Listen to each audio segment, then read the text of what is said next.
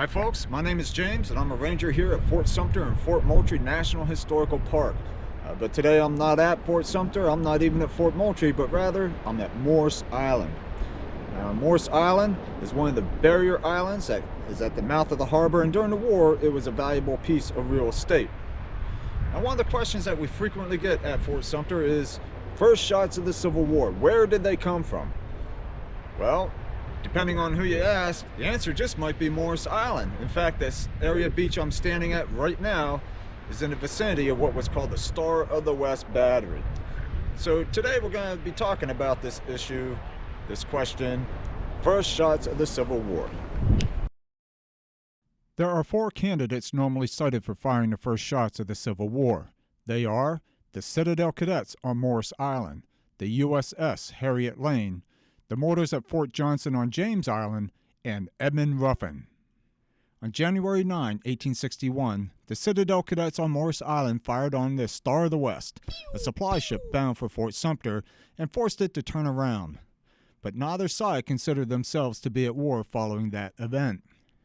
The USS Harriet Lane was outside Charleston Harbor on April 11, 1861, the day before the Confederates fired on Fort Sumter.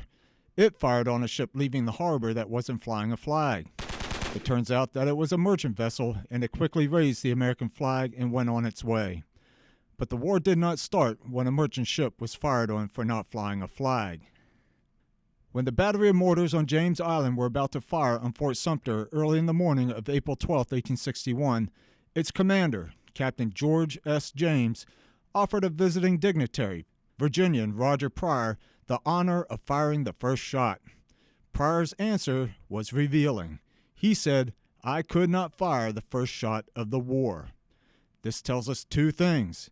At that time, they did not consider themselves to be at war, but they knew that firing on Fort Sumter would begin a war. The case for another Virginian, Edmund Ruffin, comes too late. He was at the Ironclad Battery on Cummings Point on Morris Island and fired the first shot from that battery. But that shot came well after other batteries had already opened fire. Aw, man. So there you have it. The first shots of the Civil War. Were they fired from Morris Island? No, they were not. But rather they were fired from James Island, which is over that way. Can't even see it from here, so I'm not going to bother turning the camera.